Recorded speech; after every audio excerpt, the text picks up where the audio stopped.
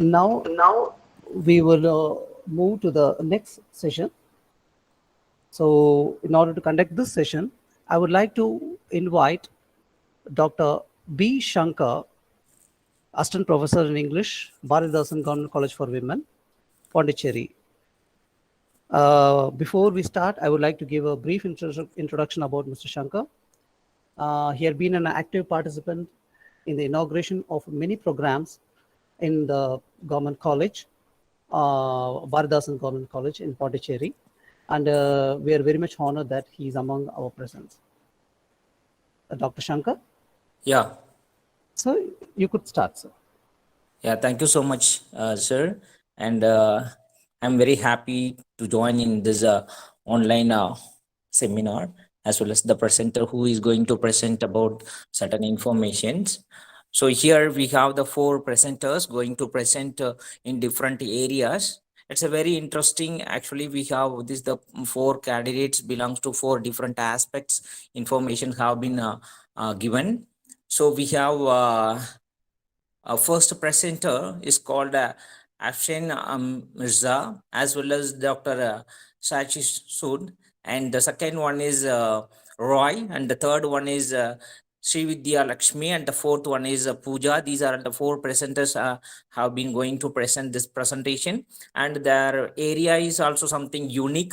And one is about talking about the film based informations, and another one is talking about the novel, which is very interesting, and the third one is a tar baby, and the fourth one is sky is my father. It's about this Naga's life and their culture and their upcoming information. Actually, if you go for all these presenters, means they are taking us into different areas. For example, in the 18th century and the current century, all the things we are going to aware of in this presentation. So in this, I would like to invite the first presenter who is giving is planning to give a valid information about the title called navigating and negotiating desires in the lipstick under the Bagua is the title which the presenter is going to present. So my request is, the time has been allotted for everyone is 12 to 15 minutes. So please present your presentation within the short durations. And if you want to narrate certain information, means you are most welcome. Otherwise, if you want to go with the as usual presentation of this slideshow, means that also you are most welcome. So the first presenter can present your presentation with your pleasure. Good afternoon, all. Am I audible? Yeah, please. Okay, thank you so much. The title of my presentation is Navigation and Negotiating Desires in Lipstick Under the Burqa. If we talk about the Hindi cinema, it is one of the biggest film industries in the world. Its history extends back to the screening of Lumiere and Paul moving images in 1896. Cinema has remained successful in portraying the reality of social, political, economic structures, complex human emotions, desires, and possibilities. It has the potential to bring a paradigm shift by emphasizing and highlighting the complex issues prevailing in the society. Due to its pervasive nature, it has the capacity to bring reforms. Time and again, it has represented the condition and status of women folk in the society. From the first on-screen movie Raja Harishchandra, which was launched in 1913, where women role was performed by male actors, to Thappad, where female role leads the whole narrative, we see how the spaces occupied by women has changed gradually, from the absence of women on screen to lead actresses. In this presentation, I am going to focus on one of the such contemporary movies, Lipstick Under My Burqa, where females are leading and asserting their individuality. If we talk about the journey of women in Hindi cinema, there was a time when working in films was not seen as was seen as a dishonorable act. Women, despite their willingness, were not allowed to act in the cinema. In such a state of affairs, directors were compelled to create women character out of men, and the movie Raja Harishchandra exemplifies that at its best. Later on, things started changing, and after independence specifically, a new shift took place. Women started occupying spaces on screen, and authentic expression of women too started invading the world of visuals. However, their individuality was still considered as an extension of men. But we see in 1950s, which is considered as a golden era, it was it is considered to be a more idealistic representation of the society, which gave way to a more idealistic depiction of the traditional mother figure on screen. The iconic character of Nagis in Mother India demonstrated women as a mother of the nation who is supposed to be kept at a pedestal. She is someone who sacrifices her desires for the sake of society and her family. She is seen as an epitome of morality and righteousness, which actually dehumanizes women in the guise of ideal women and strip them of their basic human flawed nature. So, in this way, we can say that Mother India depicts the realistic portrayal of the society's expectation of how a woman should navigate her path in the politics of gender politics, gender dynamics. But after 2000, Bollywood brought substantial changes in representation of women folk from being docile, submissive, to an empowered female who exercises self assertion, individuality, and authority. Thus, we see how Bollywood has witnessed the female lead take on numerous roles from surrendering to a woman in control of her own destiny. Counter Women Cinema. It is an essay which was written by Claire Johnston, in which she says that feminist cinema may be counter cinema, which can act as an alternative language contrary to Hollywood movies in context of construction and narration. It actually focuses on female gaze instead of normalized male gaze. And if we talk about Bollywood, we will see this recent shift in the way of looking, especially the movies directed by women directors are using this perspective, which is focusing on women's subjectivity. And contemporary movies like Lipstick Under the Burqa uses such approach. And it further helps us to understand the complexities and dimensions of women life.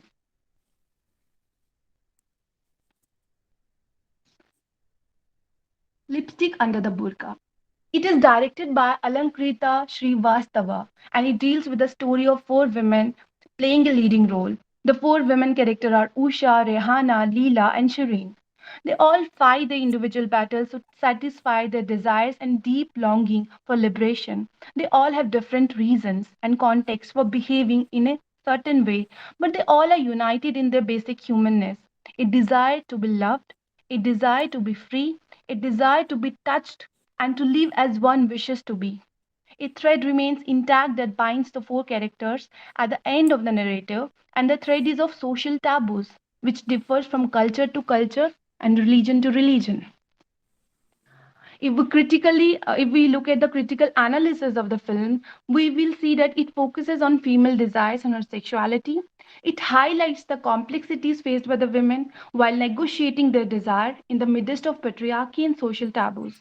And we will see that whosoever try to assert or put forward their desires unapologetically, they end up being exiled.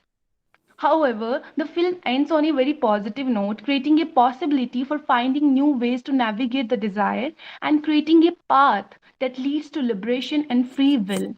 It also talks about the imposed morality instead of self chosen path. And if we look at the character, a few characters have taken four characters. If we look at the Rehana character of Rehana, she's from a very orthodox Muslim orthodox family, but her desires are in complete contradiction with her reality. She remains hidden behind the veil. However, whenever she gets the opportunity to bring her real self, she doesn't feel hesitant. And his father, when he finds out the reality of a daughter, he, instead of negotiating with her daughter that could potentially lead to a healthy solution, he represses her already suppressed desire by confining her behind the four walls. Instead of creating space for her daughter's truth, he further orders her wife to marry her off. Ultimately, we see that she's shunned by her boyfriend too, because he feels she is hiding her real identity. Instead of understanding her, he also blames her. Ultimately, she's exiled from her private and public life equally. She is a stranger not only to her surroundings, but to herself too. And another character which we see, that is of Shireen. She, despite being a very good salesman, she hides her profession from her Saudi returned husband. It is because of the conservative nature. When the truth of the situation gets earthen, he, rather than apologizing, expresses his aggression and supremacy. He is involved in extramarital affair, but he is not sorry for that. He sees her wife just as an object where he can fulfill his sexual desires. The movie depicts how women are sexually assaulted by men, even in intimate relationships like marriage. Shireen's desire to be seen, to be loved, to be appreciated remain unfulfilled. Despite not liking his husband's sexual exploits, she keeps her silent screams to herself. Coming back to another character, which is of Leela, she's also facing some kind of dilemma. She's a young and vibrant beautician. She's in love with a guy who is from another religion. Her mother doesn't want her to marry because of religion, secondly because of the economic stability. But even on her engagement day, she makes love with her lover as an act of rebellion. Before her mother, who herself is a victim of patriarchy, doesn't want her daughter to face the same consequences. So Leela remains shattered and fragmented between two worlds of desire and acceptability. She keeps fluctuating between two extremes like a pendulum. Through her character, the movie has tried to depict the situation of people who get stuck in such situations. And now coming to a very last character, which is of Usha. She's a widow of 55 who has lost her husband at a very young age, but she has desires. She is aged, but she still has desires. And in absence of any intimate companionship, she seeks the help of a romantic pulp novel, Lipstick Dream. When she meets a young and dynamic swimmer trainer, she feels enthralled and her deep erotic desires resurfaces. Eventually, she starts talking to him, but doesn't reveal her identity and adopts a pseudonym. She tries to fulfill her physical desires behind the veil, and when the veil gets uncovered, she's humiliated not only by her family but by society too.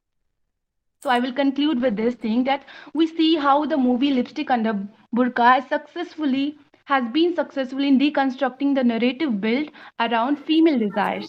It highlights and creates an environment to discuss topics which are normally considered as taboo. What differs Lipstick Under My Burqa from other commercial film is that it acts as a counter cinema that dismantles the male gaze and shows things from a female's perspective. Unlike other movies which uses male gaze to converse with the audience, Lipstick Under My Burqa adopts an approach and look at things from a female's perspective. The movie puts emphasis on female subjectivity and shows her an active subject rather than a passive force. So we can say that this movie acts as counter cinema and builds a new narrative around female sexual desires. Instead of showing it merely as a taboo, the movie ends up opening new possibilities for further discussions. Hence, the movie uses lipstick as a metaphor to symbolize their dreams, and burqa signifies patriarchal forces. Therefore, Lipstick Under My Burqa, an apt title, is a reaction against patriarchal norms that restrain women's free will and personal choices. Thank you so much. Yeah, thank you so much for your wonderful presentation. Uh, is there any question from audience side?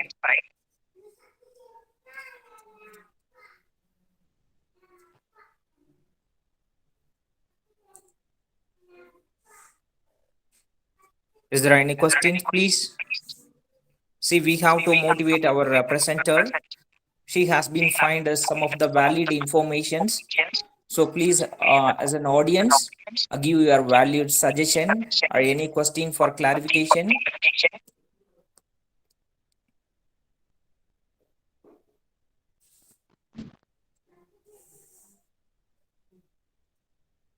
Afshana Mishra, Yes, sir. are you hearing me? Yes, sir. Yeah, may I ask a question? Yeah, definitely. See, as a woman perspective, what is your opinion and how do you feel the current scenario of the women's presence in this latest movies? Yeah. I feel women are coming forward and they are actually asserting their voice. Though it is not very easy, difficulties are there, but they are able to negotiate and navigate their ways now. They're creating their own space to Okay, put forward their truth. okay. Then, okay. Then, see, uh, this the movie when they have a plan to release, there must be a lot of controversy have been arised. Am I right? Yes, yes, In yes, your yes, narration itself, have been found it out. yes. So, according to that particular point of view, for example, cultural, and that you are telling that there must be a male domination or the female patriarch problem, everything is there in that movie. Like that, only the narration is also. Yeah, yeah, yeah, So, whatever exactly. you have mentioned, everything have been read in the internet as well as the source which you have found the movie and information, so many things. I too read it and I too have seen all the informations what you have presented, isn't it? So Mm-hmm. in that point of view, what the expectation from my side is, there must be a lot of latest movies related to the women's freedom as well as the women's upcoming informations. For even though if you have seen the latest movie called Ade, which has been shown the value of the women and whatever the freedom is there, that and all we can identify it. While comparing Mm-hmm. with that kind of movies and the old movies, how do you feel it? Which movie you have mentioned? I guess I haven't watched that. Okay, okay. Okay, and another thing is there must be a lot of novels are available relevant to this. Then why you have particular about this the movie? Is there The any? Yes, yes. It is because of the sexual desires, which is actually a taboo, even now. Hmm. Even in our life, Actually, in Anita Desai's novel is also in Paro. You can identify the same informations. all right, sir. Yeah. So, thank you so much for your valid presentations, and it's very interesting the way you have presented, as well as the message is also very informative for the audience because it is the filmatized information you have provided. Thank you so much. Thank you so much. Thank you. Yeah. So, anyway, we have successfully completed the first presentation. Now we have the next presentation. Uh, Roy is assistant professor in English, Malda Women's College, Malda. Shanti Gopal San Swarin. So, her the title of the presenter is Exploring Trauma in Manjula Padmanabhan's Play Light Out. So, could you please present your presentation?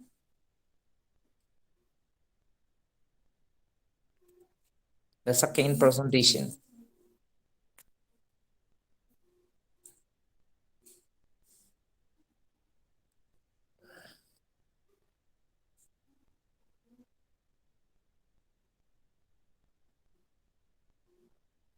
Dibya Biba Roy, assistant professor in English.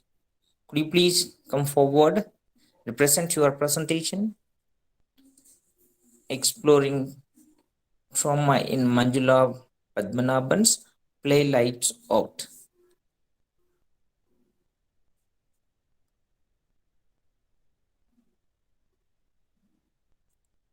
Is that the presenter?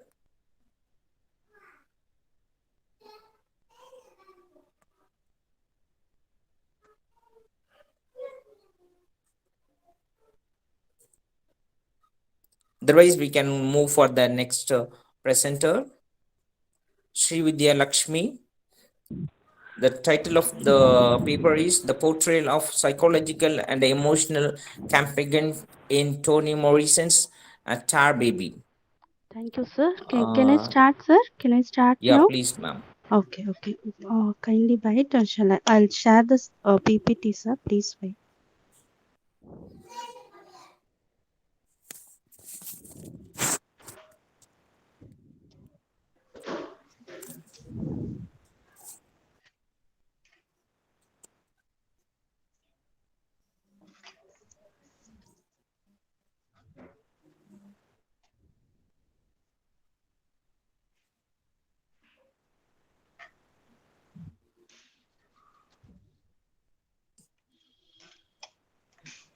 Sir, can you see the screen, sir? Yeah, ma'am. Okay, thank you. Thank you. This is myself, Sri Vidya Lakshmi, Assistant Professor in SRM Institute of Science and Technology, and I'm going to present a topic on this the portrayal of psychological and emotional campaign in Toni Morrison, Tar Baby. And first of all, I just want to say that the aim of the paper is to reveal the enrichment of Rachel Question, Toni Morrison with psychological, emotional move and visibility of a new subject, and how an exploration of sensibility is portrayed in the novel Tar Baby. And the Tar Baby was written by Toni Morrison. I think everyone know about Toni Morrison. Just a short a note on Toni Morrison I would like to present. Toni Morrison, a Nobel laureate and a creative writer, an African American woman who has achieved the impossible by becoming the first Afro-American to win the Nobel Prize in Literature in 1993. And Toni Morrison has prominent herself as an author, editor, and critic who have converted the American literary panorama together, along with a presence within side the Afro-American literary tradition. Moreover, through her work as an editor and novelist, she has made it possible for the text and both African American and feminist writers to reshape the contours of American literature. By the end of the 1990s, Toni Morrison was one of the world's most celebrated authors. She work to eliminate violent history and to provide a voice for the otherwise voiceless. And Tar Baby, Morrison's fourth novel, was published in 1981. It was an instant commercial success, appealing on the New York Times bestsellers list less than 1 month after it was published, with a Newsweek cover story and a stunning line of promotional video, the toast of the literary world. And to start with the novel was Morrison's first novel published in the present moment, the late 1970s, and it's first of Morrison's novel to examine the black-white divide, the deep occurrence of anti-black racism among each the white staters who are even inside a few segment of the black community. And the novel changes region from the geographical limitations of the US to the bigger context of the Caribbean and Europe. In part, the unconventional is the tale of families, the streets, and the child who's related as agency and employee, however, whose lives are interconnected as though they may be family. The novel portrays love affair between the Jardin and son, two black Americans from very different worlds. Jardin is a beautiful Sorbonne graduate and a fashion model who has been sponsored into wealth and privilege by the streets. A wealthy white family who employ Jardin's aunt and uncle as domestic servant. Son is an impoverished, strong-minded man who washes up at the estate on Caribbean island. As Jordan and the son come together, their affair ruptures the illusions and self-deceptions that held together the world and relationship at the estate.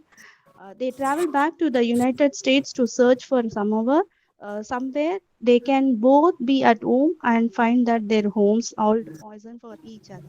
The struggle of Jaden and son reveals the pain, struggle, and compromises confronting Black Americans seeking to live and love with integrity in the United States. And next, about Tar Baby, the characters tells of characters who locate themselves stuck among the diverging and an increasing number of incompatible agents of the two actions operating for comparable give up results. It is through Sun, the hero of the radical Morrison, has waxed out the Tar exceptional grown up in the combination with the Morrison has revolutionized the autocracy of the white over the local blacks through her willful illness, perhaps the reader ought to regularly experience.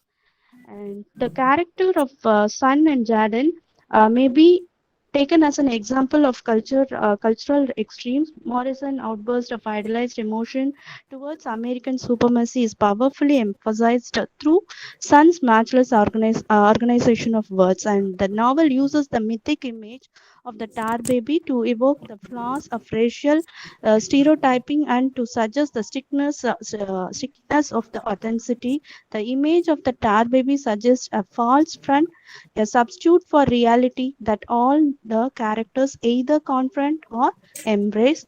And Tar maybe explores how being a woman impressions the female characters. The novel's male characters tend to see the women as stupid or inferior in simply because they are women. Maybe this is the main theme of the Tar Baby. Main theme of the Tar Baby. The central characters of Tar Baby can be read as representing the race, class, and gender conflicts of the USA, especially and extra usually might also additionally constitute the manner of the manner that one's conflicts seem in all human interactions. And I would like to conclude, Tar Baby exposes the restrictions of the system of race, class, and gender, the current plantation for each, the architects and the residents, the masters and the slaves, the complicated training and contentment furnished with the aid of using the white lifestyle had built in one of these styles that she is prepared to neglect about the actual domestic and swim together along with her white goals. The novel engages questions on the definitions of authenticity and approximately how a man or women might also additionally continue to be authentic to an authentic private and or cultural self definition. And one more thing, Morrison immerses readers in revealing the sensibility of women as active and productive. And from this presentation, I would like to that my paper reveals that the novel Tar Baby is immersed with Morrison's racial first, enriched with psychological and emotional move. In that very struggle, it is a change of consciousness, a change of self-recognition, a new process of identification, and the emergence into a visibility of a new subject and the exploration of sensibility as revealed in this and Toni Morrison, Tar Baby. Thank you for giving me this opportunity, sir. Thank you so much. Yeah. Thank you so much, ma'am. You have presented your presentation very interestingly, and the information which you have provided relevant to this star baby is really. We have seen the entire message about this Toni Morrison's valid message, which he has been provided about the social and cultural and emotional information have been provided in this particular title. Okay, so thank you Thank so you, sir. much once again. So any question from Thank you, sir. audience?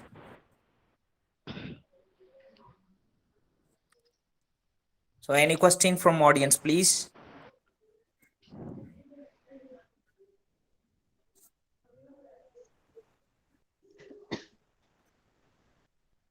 Questions are most welcome.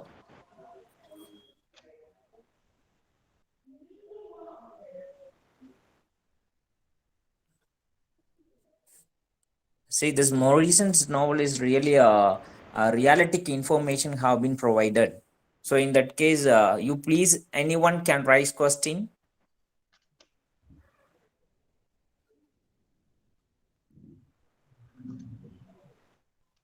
Ma'am, there is a question from my side. Shall I? Yes, sir. Yes, sir. Yes, sir. Yes, please, sir. Yeah, ma'am, actually you have mentioned about there must be a psychological information have been provided in your presentation. So which character have been brought out such as psychological issues relevant to the culture or relevant to the society or relevant to the individual, which psychological concept you have brought it out? Sir, the character Jaden from the novel Tar Baby, I have taken that character as to explain the psychological aspects and the emotional thing in this novel, sir. Okay, that the psychological issues means in what way you have been categorized, whether it's relevant to the individual issues faced in the society or the entire community is faced in the society. Actually, it's about the entire community in the society, only about how they struggle for the racism and other things, which we usually used to see in Afro American novel. But what I felt here in this novel is, even though they are facing everything, this novel can give the audience that is. Which is enriched with the psychological and emotional move about how they can struggle, change the consciousness, and they change their self recognition, and they have created a platform for their a new process of identification is emerged in this novel, I feel. Okay. Ma'am, here, thank you so much for your valid answer. Thank you So, so much, is sir. there any question once again? So, thank you so much, ma'am. We will move to the next paper. The Thank you, next sir. paper Thank you is so going to much. present about. Yeah, thank you so much, ma'am. The fourth presenter is Pooja. She is the PhD research scholar in English. It's from Institute for Human Science and Higher Education, and her title is Representation of Rituals in Naga Culture and Analysis of Eastern carries. Sky is my father, and Naga village remembered. Actually, this is a very interesting title, which is the first novel have been published relevant to this Naga's life and how they have been struggled. That and all we are going to be aware by the presenter, R. Pooja. So, could you please present your presentations? Good afternoon, sir. Yeah. I'm sharing my screen now, sir, for the PPT. Your voice is not clear. Could you please increase your volume? Sir, is it audible now, sir? Yeah, continue. Now I'm sharing my screen for the PPT, sir. Yeah, please.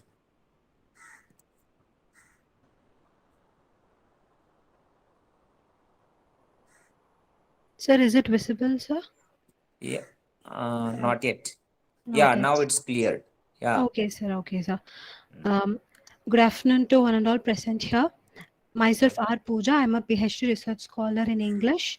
So my topic is representation of rituals in Naga culture and analysis of Eastern Gires. Sky is my father, a Naga village remembered. So my paper is wholly about the study of rituals in Naga culture, which that are present in the novel "Sky is My Father: A Naga Village Remembered." So this novel is the very first Naga novel to be published in English. There are many writers before Eastern Gire, but she is the very first writer to publish something in English that is a novel. There are poetry writers, short story writers, but not a novel writer. So she is the very first novel writer in Naga literature. So this novel was actually published in, that is originally published in 2003, and it was under the title A Naga Village Remembered. Later in 2018, the novel was renamed as Sky is My Father, A Naga Village Remembered. This Sky is My Father is a phrase taken from the novel. It goes like this: Sky is my father, earth is my mother, like that. So uh, this novel is about the Battle of Konoma. It is actually a historical novel set in the 18th century. That is like the historical event takes place between 1832 and 1880. The battle between the Angami warriors of Nagas and the British troops. So there are many tribes. There are actually 16 tribes in Nagaland. This novel is about the Angami warriors. So from my point of view, this novel is not only a representation of the Angami tribe, but a representation of the entire Nagaland. So this novel is very rich in culture. It has a very it beautifully narrates the rituals, customs, and traditional practices of Nagas and their warriorship. everything, their food, everything. So this novel explains Naga cultural practices, rituals, warriorship, social institutions, etc. Even though there are many cultural symbols in this novels, the one cultural symbol I have chosen to explain, I have chosen to present in this event is rituals. Rituals are conscious and voluntary acts. These are conscious and voluntary acts belonging to certain culture or religion. It is performed in an orderly manner, but with the growing civilization, this performance of an orderly manner, we call it as rites. So with this growing civilization and new generations coming, these rituals are neither performed nor believed because we people believe in science rather than in mythology. So rituals are neither performed nor believed in this present scenario. It is widely misunderstood. But from my assumption is that even though these rituals and these beliefs, either they have a logical explanation or not, whether they have a logical explanation or not, they are done for some reason. So maybe it is done not to encourage someone, not to give up, to give some good messages. It is not for nothing. This study is about rituals in Naga culture. So these are the rituals that I'm discussing here: birth ritual, death, marriage, hunting, tiger killing, full moon, and chicken. These are the major rituals that are present in the novel The Sky Is My Father. So birth ritual, Nagas have a very unique ritual during birth ceremony. So when a baby is born, the husband is always present outside the labor room, or else it is not. It is a patriarchal society. Nagaland is a patriarchal society, so it is not the duty of men to be present outside the labor room, but they are present there. Why? Because it is related to the claiming ceremony. What is mean by claiming ceremony is the child must be claimed immediately after the birth. So what do they do for claiming the baby? That is, they smear saliva on baby's forehead. That is, they say that yes, this is my baby, so I have claimed it. It is not for you. That is, they tell the spirits that is, it is not for you to take my baby. It is my baby. I have claimed it first. So this is a birth ritual. And next one is death ritual. There are many varieties in death. One is a lasho death. Death is a death of a woman during labor, that is during child delivery. No one must mourn during the delivery, and the dead body must not be taken through the main doorway. For that, a temporary doorway must be constructed, uh, and the dead body must be taken through that. So this ritual, this lashu death denies many funeral rites like mourning and giving respect, everything. So loud mourning. So during death, people, Nagas usually, not only Nagas, everyone usually have this habit of mourning loudly. And one unique thing is they challenge the spirits. That is, they believe that some spirit, something evil has taken their kin's soul. So they will challenge the spirit, like if you are brave enough, like that, they challenge the spirit. Death in the afternoon, that is, it is called as afternoon death. So when a person dies in the afternoon, their body must be kept for 2 days, and then only they have to bury the person. So it is said that even now, the Naga villages, the Naga elders say that no having afternoon death is a curse. No one must have the death, because it is a burden to everyone. And during death, there is something called funeral meat. So it is like, there is number like, it is our wish that anyone can slaughter, relatives of the dead person slaughters a certain number of cattle, like a pig, cow, chicken, whatever they have. They slaughter it, and they give it, and they share it with their relatives. So this funeral meat represents the next birth, that is the afterbirth. How much, the number of cattle slaughtered denotes the living status of dead in next birth. That is, whether the person will be born as a a wealthy person or a poor person. That is determined using this slaughtering. So separate burial house for warriors. Even today, Nagas have a separate burial house for warriors. So warriors like those who died during battles, war, like that. So black lohe cloth is a traditional Naha attire which must be worn during death funerals. So next one is a marriage ritual. Uh, marriage ritual. Earlier I said there are 16 tribes in Nagaland. So every tribe, the rituals is not common to everyone. So it has variations. So in this Angami tribe, when a marriage is to be proposed, the marriage must be proposed by the maternal aunt of the groom. So the aunt goes to the bride's house and the girl's house. They propose the marriage.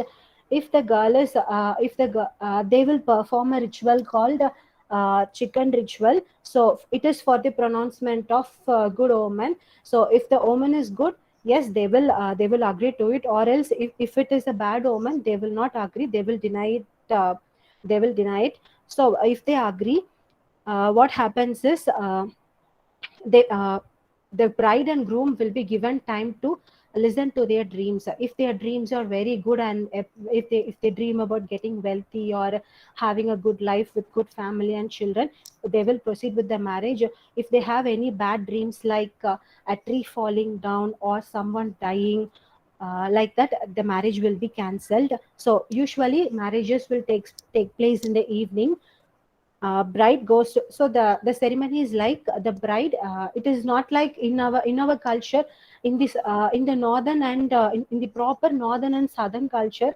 It is like the groom will tie the mangal sutra, everything, or else in the Christian version, they exchange their rings and everything.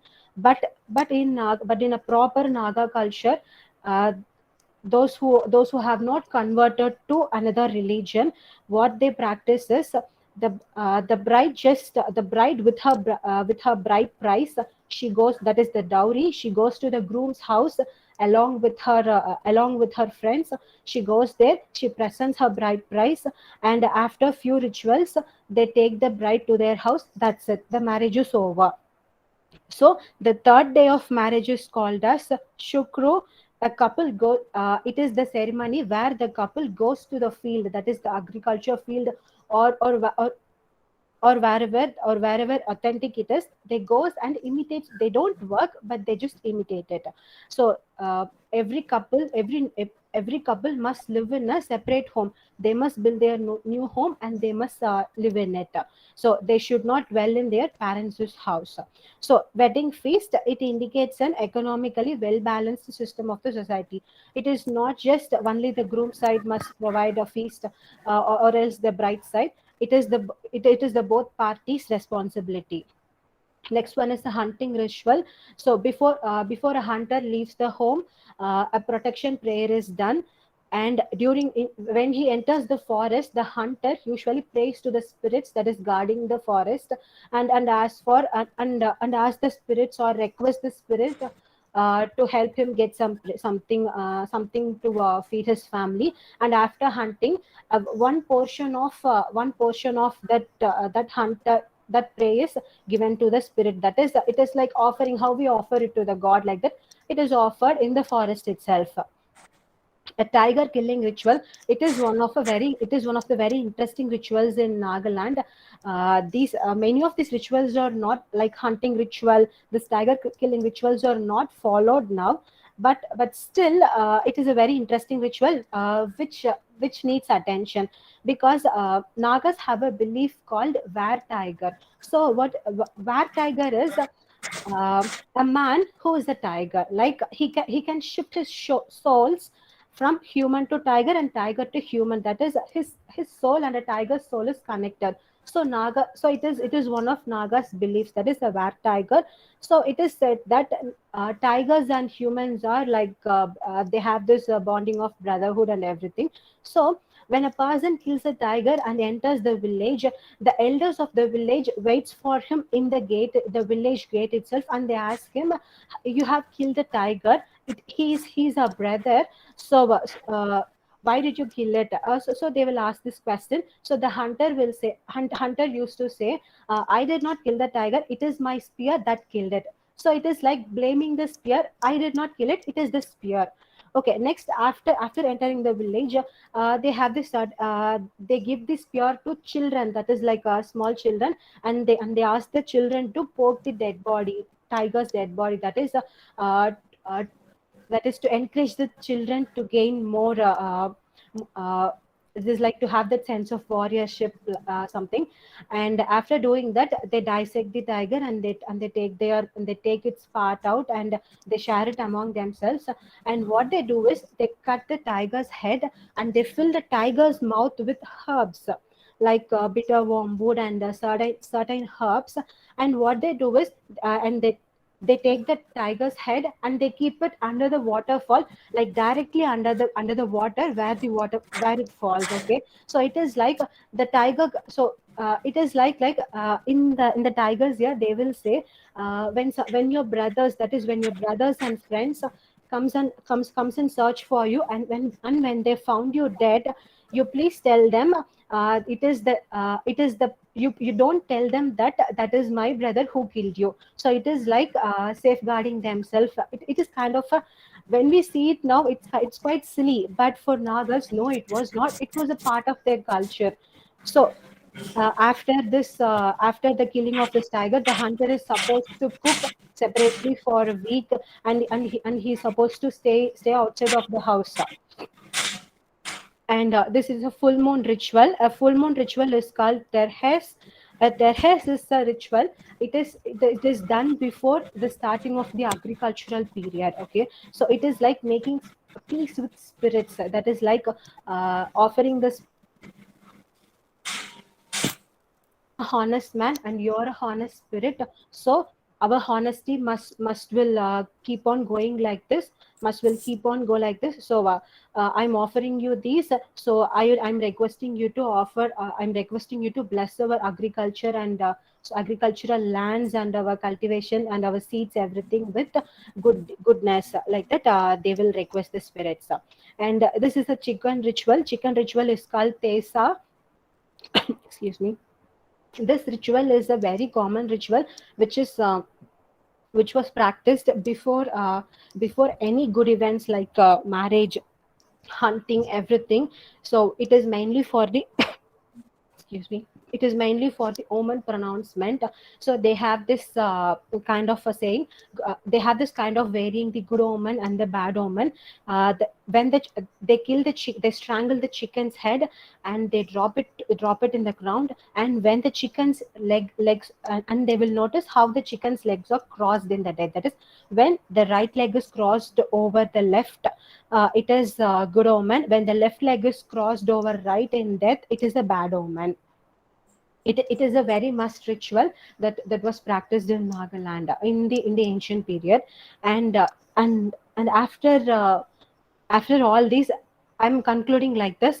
Many other rituals, including gatekeeping rituals, naming rituals, tree cutting, agriculture rituals, etc. There are so many rituals like tree cutting rituals. When a clan needs a new gate, when a village needs a new gate, uh, they hold ceremonies and rituals for selecting the tree and to cut that. So there are many rituals in Nagaland, but unfortunately those rituals are not practiced. So not in practice now. They're forgotten by their own people. It is a very sad thing that those things are forgotten, not in Nagaland, but in also in many of our cultures like Tamil, like in Tamil Nadu, Kerala, Andhra, everywhere we have these many rituals, ancient age-old rituals, but those things are now they are forgotten because people think that they are just silly, and they are misunderstanding it.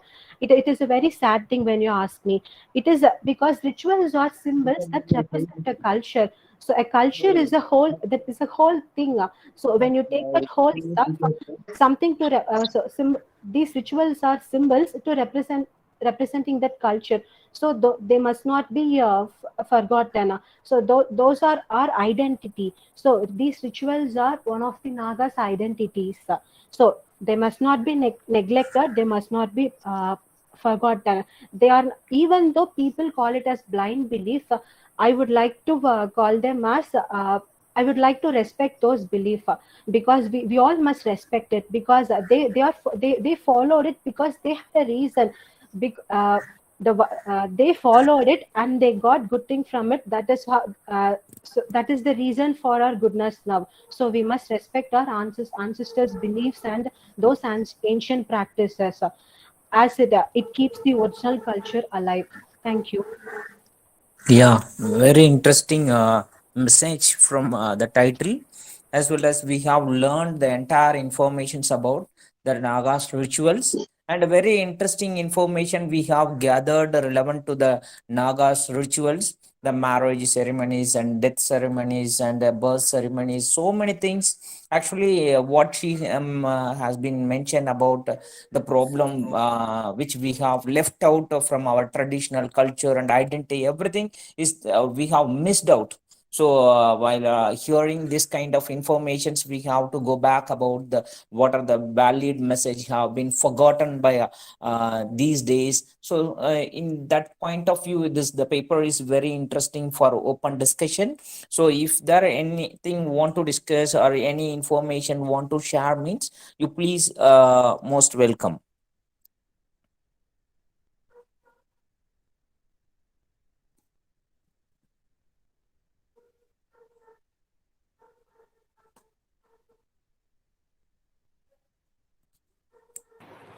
So good evening, sir. This is Dr. Bindu. I have a question. Yeah, please, ma'am. Ma'am, this was your presentation was really good, and it was Thank new you, ma'am. area for actually it is a new area for me. My question is, how do you see these rituals? Your point of view, like how do you see this bride price or slaughtering animals? Uh, Ma'am, right price was, yes, it was nothing but dowry, but it was part of, even in India, many cultures we take bride price, right?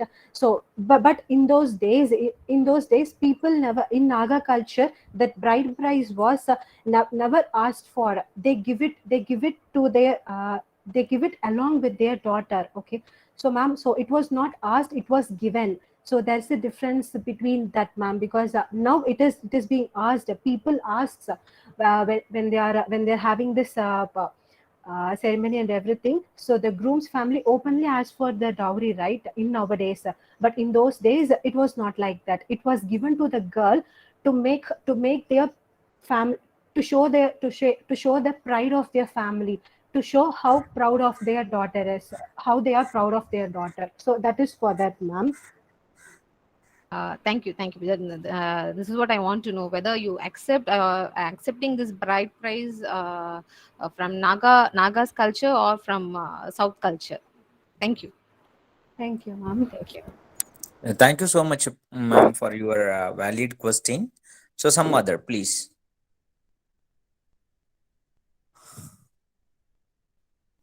If there is no question, means as a chairperson, there is a question from my side, ma'am. Okay, sir. Ma'am, see, actually, this the culture is not only a culture; it is an identity for the future as well as the current people. So, do you think the current culture is exactly apt for the future generation? No, sir, I don't think so, because I don't agree with our current culture, sir. Because we have forgotten so much, sir. See, We don't okay, we okay. don't In have that so case, many. ma'am, just a Yes, minute. sir. Are you strictly following any cultural events still now? Honestly, no, sir. But I will try to but I'm trying to follow our own culture, sir. Because Yeah. in this present scenario, if I'm Uh, following my old culture, people will not stop humiliating me or will not stop commenting on me. So we okay. all have this consciousness, right? Yeah, So yeah, no one correct, must talk correct. about me. No one must not.